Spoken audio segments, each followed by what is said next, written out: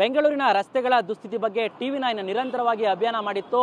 ಹೀಗಾಗಿ ಅದರ ಪರಿಣಾಮವಾಗಿ ಸರ್ಕಾರ ಕೂಡ ಸಾಕಷ್ಟು ಕ್ರಮಗಳನ್ನು ಕೈಗೊಂಡಿತ್ತು. ಆದರೆ ರಸ್ತೆಗಳ ದುಸ್ಥಿತಿ ಕೇವಲ ಸಾಮಾನ್ಯ ಜನರು ಓಡಾಡೋ ರಸ್ತೆಗಳಲ್ಲ, ಗಣ್ಯ ವ್ಯಕ್ತಿಗಳಿರುವಂತಹ ಅಧಿಕೃತ ನಿವಾಸ ಆಗಿರ್ಬೋದು ಅಥವಾ ಅವರು ವಾಸ ಮಾಡೋ ಸ್ಥಳ ಮತ್ತು ಪ್ರತಿಷ್ಠಿತ ರಸ್ತೆಗಳಲ್ಲೂ ಸಹ ಇದೇ ರೀತಿಯಿಂದ ಪರಿಸ್ಥಿತಿ ಇದೆ.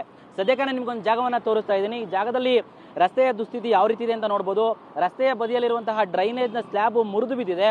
ಸುಮಾರು 5 ಅಡಿ ಆಳ ಇರುವಂತಹ ಈ ಒಂದು ಮೋರಿಯೇ ಡ್ರೈನೇಜ್ನ ಸ್ಲ್ಯಾಬ್ ಮುರಿದು ಬಿದ್ದಿರೋದ್ರಿಂದ ನೀವು ಕಾಣ್ತಾ ಇರಬಹುದು ಯಾವ ರೀತಿಯಾಗಿ ಇದು ಮುರಿದು ಬಿದ್ದಿದೆ ಅಂತ. ಸದ್ಯಕ್ಕೆ ಕೇವಲ ಟ್ರಾಫಿಕ್ ಕೋನ್ ಒಂದನ್ನು ಮಾತ್ರ ಇಲ್ಲಿ ಹಾಕಿ ಸೇಫ್ ಆಗಿ ಯಾವುದೇ ವೆಹಿಕಲ್ ಇಲ್ಲಿ ಬರಬಾರ್ದು ರೀತಿಯಾಗಿ ಪೊಲೀಸರು ವ್ಯವಸ್ಥೆಯನ್ನು ಮಾಡಿದ್ದಾರೆ.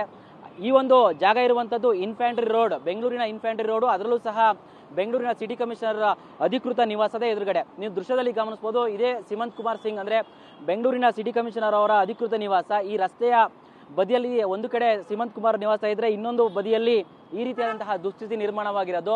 ಅನೇಕ ದಿನಗಳಿಂದಲೂ ಸಹ ಈ ಸ್ಲ್ಯಾಬ್ ಮುರಿದು ಬಿದ್ದಿದೆ.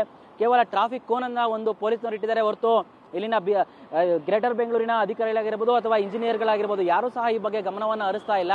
ಸದ್ಯಕ್ಕೆ ಇಲ್ಲಿ ಮೂಡ್ತಾ ಇರುವಂತಹ ಪ್ರಶ್ನೆ, ಗಣ್ಯ ವ್ಯಕ್ತಿಯೊಬ್ಬರ ನಿವಾಸದ ಎದುರುಗಡೆನೆ, ಅದು ಅಧಿಕೃತ ನಿವಾಸದ ಎದುರುಗಡೆನೆ, ಜೊತೆಗೆ ಇದ್ರ ಸ್ವಲ್ಪ ದೂರದಲ್ಲೇ IAS ಆಫೀಸರ್ಗಳ ಸಂಘ ಕೂಡ ಇದೆ. ಇಂಥ ಒಂದು ಪ್ರತಿಷ್ಠಿತ ರಸ್ತೆ, ಜೊತೆಗೆ ಒನ್ ವೇ ಆಗಿದೆ. ಈ ರಸ್ತೆಯಲ್ಲಿ ಸ್ಪೀಡ್ ಆಗಿ ವೆಹಿಕಲ್ಗಳು ಯಾವಾಗಲೂ ಮೂವ್ ಆಗ್ತಾ ಇರುತ್ತೆ. ಇಂಥ ಒಂದು ರಸ್ತೆಯಲ್ಲಿ ಈ ರೀತಿಯಂತಹ ಪರಿಸ್ಥಿತಿ ನಿರ್ಮಾಣವಾಗಿರೋದು ಅಪಾಯಕ್ಕೆ ಆಹ್ವಾನ ನೀಡಿದಂತೆ ಇದೆ. ಯಾರು ಇಲ್ಲಿಗೆ ಮಿಸ್ ಆಗಿ ಬಿದ್ದರೆ ಅಂದ್ರೆ ಟ್ರಾಫಿಕ್ ಕೋನು ಸ್ವಲ್ಪ ಆ ಕಡೆ ಈ ಕಡೆ ಆದರೂ ಯಾರು ಬೈಕ್ನವರಾಗಿರ್ಬೋದು, ಕಾರ್ನ ಚಕ್ರ ಇಲ್ಲಿಗೆ ಖಂಡಿತ ಒಳಗಡೆ ಹೋಗುತ್ತೆ. ಇದರಿಂದ ಯಾರು ಪ್ರಾಣಕ್ಕೆ ಕುತ್ತು ಸಹ ಬಂದರೂ ಬರಬಹುದು. ಆ ರೀತಿಯಾದಂತಹ ಒಂದು ಸ್ಥಿತಿ ಇಲ್ಲಿ ನಿರ್ಮಾಣವಾಗಿದೆ. ಇದ್ರ ಬಗ್ಗೆ ಅನೇಕ ದಿನಗಳಾಗಿರೂ ಸಹ ಯಾರೂ ಸಹ ಗಮನವನ್ನು ಹರಿಸಿಲ್ಲ.